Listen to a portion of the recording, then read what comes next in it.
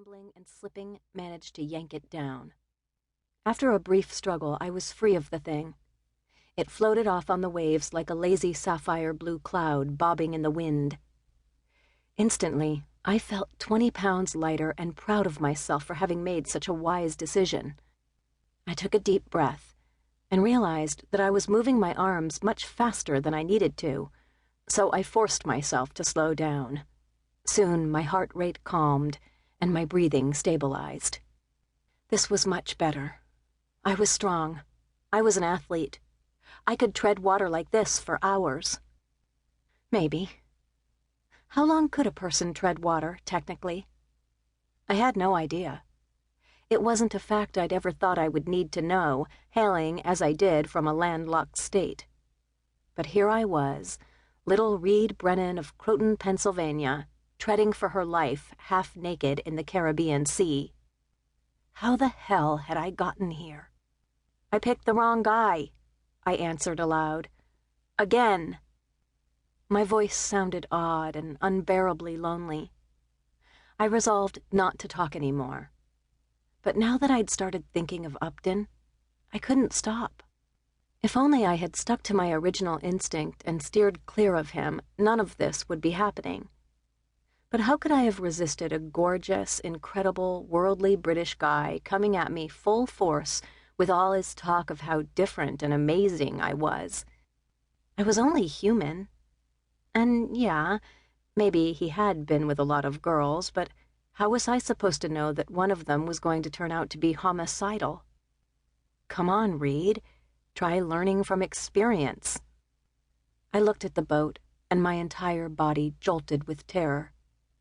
The lights were winking in and out on the horizon. Winking, winking, winking. And then they were gone.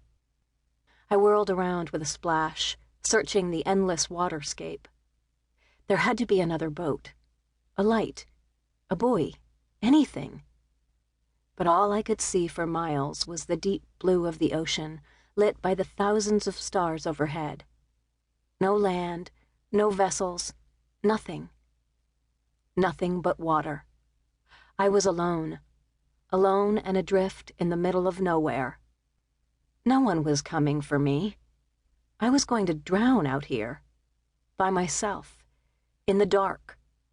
They would never even find my body. I was going to drift out here forever at the bottom of the ocean. No. Stop. Just stop. I couldn't let myself go there. Couldn't think that way. No matter how true it felt in that moment, I could not start thinking the worst. I had survived so much.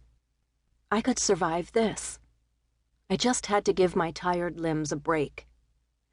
I took a deep breath and forced myself to lie back and float, even though it meant taking my eyes off the horizon. I would float for a few minutes, regain my strength, and then start treading again. It was going to be okay. It was all going to be okay. The stars formed a close-knit blanket across the sky. I had never seen so many in my life. It was beautiful. If it was the last thing I saw, it wouldn't be so bad. I wondered what it would be like to drown, whether it would hurt. I thought of Thomas Pearson and the awful manner in which he had died, murdered by a girl who claimed to love him. A crazy girl with a baseball bat. I wished he were here with me now. If I only had the chance, I would tell him how sorry I was. I would tell him that I hoped Ariana Osgood had done the deed quickly, that he didn't have too much time to be scared. Like me. I was going to have a lot of time to be scared, terrified, desperate, before I finally went. My heart seized in panic as the reality of the situation slammed into my chest, and for a brief moment, I went under. Salty water filled my mouth and nostrils, and my lungs exploded with pain. I fought my way to the surface again, flailing and gasping for air. There was still nothing. Nothing but the ocean and the sky. Midnight blue as far as the eye could see. Stars everywhere, but nothing else. Nothing but the ripples.